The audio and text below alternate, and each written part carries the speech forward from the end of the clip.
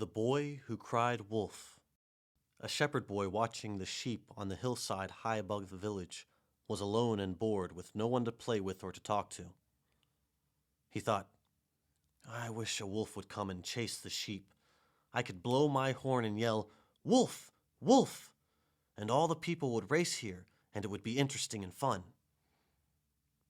He knew he shouldn't, but he was so bored he put the horn to his mouth, blew as hard as he could, and yelled, The wolf has come!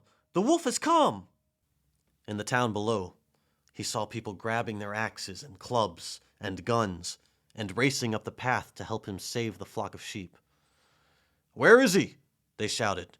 Did he kill any lambs? Where's the wolf? Well, the boy was embarrassed then. But when the people saw the sheep peacefully munching on the grass and couldn't find any wolf tracks, the boy had to admit the wolf hadn't come at all, and he was only pretending. The villagers were angry and scolded him and made him feel ashamed. But he promised he'd never, ever again sound a false alarm. And the people left him alone with the sheep. A few days later, he felt bored again and wanted to blow the horn again and watch all the people gather their weapons and tools and race up the hill toward him. He saw a shadow in some bushes and hoped it might be the wolf.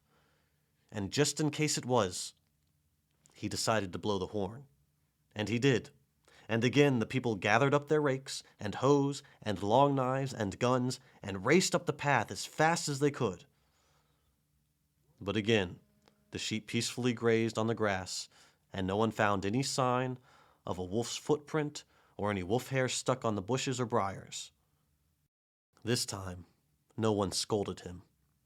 They only stared hard and frowned with angry faces, and turned their backs on him and walked away. The boy felt very sad and very ashamed, and made a strong promise to himself that he'd never, ever again blow the horn until he was very sure and very certain he really, really saw the wolf.